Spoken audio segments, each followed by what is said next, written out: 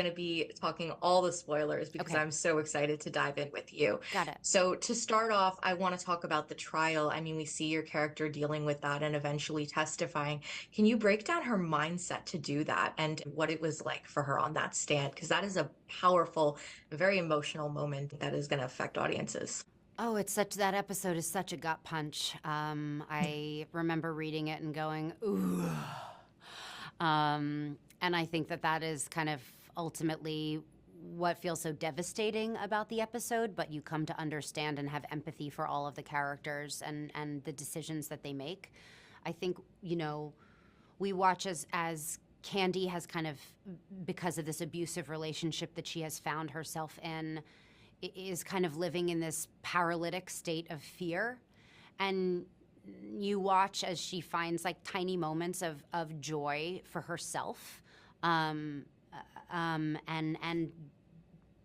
allows Amanda's character to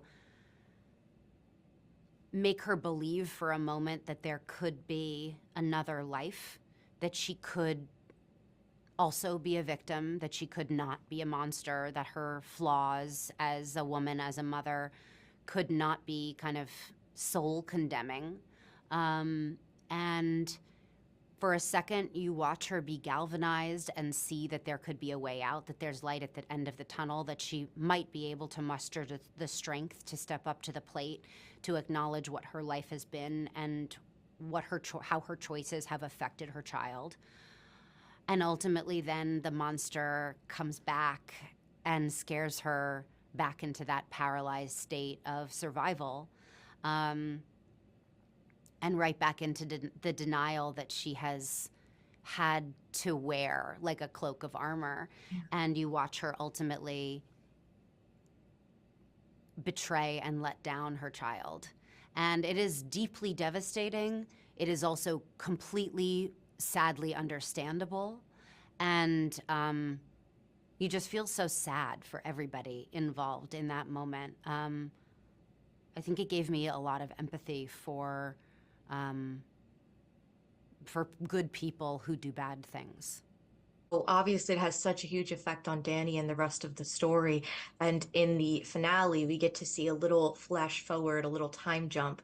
And we do get to see Candy visiting her son. Her son finally allows it. And she has that moment and she says, I'm going to come back. And he says, she's not going to come back.